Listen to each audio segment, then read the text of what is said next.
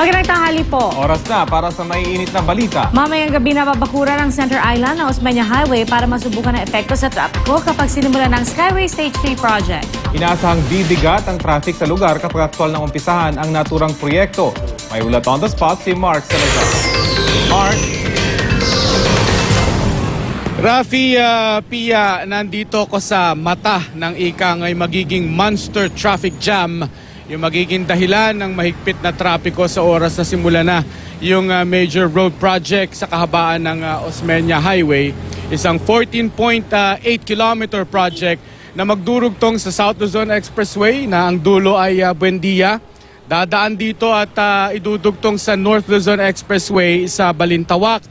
At mamaya alas 3 ng hapon ay magkakaroon na ng dry run yung MMDA kung saan ay babakuran na nila yung mga lane both southbound and northbound na maapektuhan ng proyekto na ito para pakiramdaman, Rafi, kung ano magiging epekto nito sa trapiko sapagkat itong Osmeña Highway isang major thoroughfare, isang major artery at hindi lamang volume ng sasakyan ang iyong magiging problema rito, Rafi, sapagkat alam naman natin na itong kahabaan ito'y daanan din ng tren. So lahat ng kanto sa kahabaan ng Osmeña Highway ay nagsasarayan kapag ang tren ay dumadaan, dahilan din para maghigpit yung daloy ng trapiko.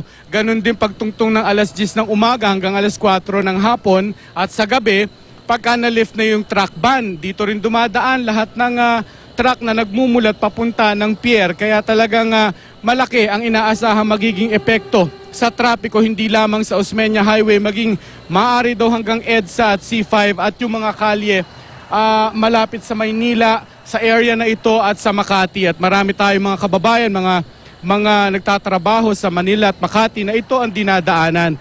Bagay na silang maaapektuhan sa oras na magsimula na sa Abril yung paghuhukay dito sa Osmeña Highway para nga sa proyekto na yan. Rafi, Pia? Mark, alam naman natin na maraming mga kalye dyan na pwedeng lusutan yung ating mga motorista para makaiwas dyan sa gagawa ng construction. Pero alam din natin na napakarami mga nakapark sa mga side streets na ito. Anong balak nila rito, Mark?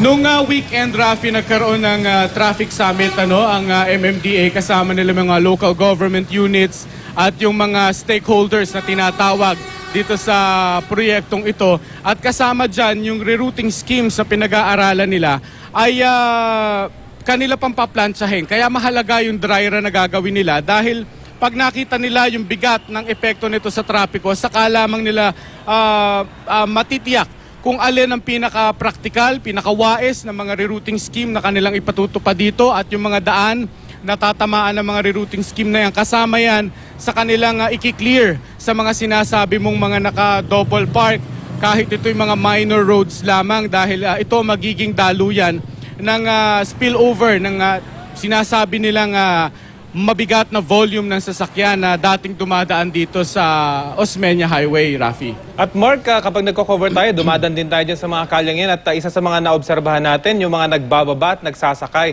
sa hindi tamang babaan at sakayan. Ito ba, hihigpitan din nila, Mark? Magiging mahigpit, Rafi. Katunayan ng advisory nila, nakakalat na yung mga traffic advisory dito. Pagbaba pa lamang ng Skyway sa Buendia, ay magpapakalat na dyan ng contingency ng MMDA, ng mga traffic enforcer ng local government unit, mga ahente ng DOTC, yung private security ng magpapatupad ng proyekto na ito para masiguro na mapapatupad ng mahigpit yung batas trapiko at masiguro rin na mabilis silang marirespondihan. Halimbawa, yung mga bigla masisiraan ng sasakyan sa kahabaan ng Osmeña Highway na ito na dahilan para lalo pang magpabigat. Yan daw ay isa sa kanilang mga pinaghahandaan, Rafi. Okay, maraming salamat sa iyo, Mark. At siguro ay kooperasyon na lang sa lahat ang kailangan para maibsan naman yung trapiko pag nagsimula na yung construction na yun. Maraming salamat sa iyo, Mark Salazar.